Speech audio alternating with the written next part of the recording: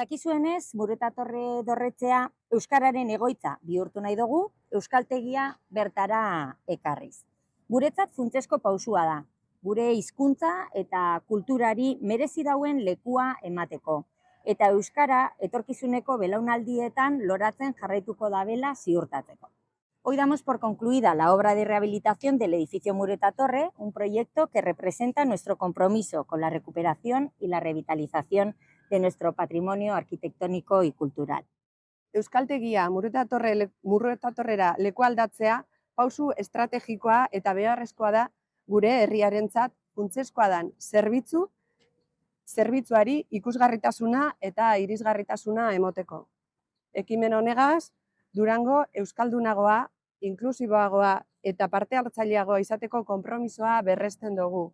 Non hezkuntza eta kultura izango diran gure aurrerapenaren eta ondo izatearen zutabeak.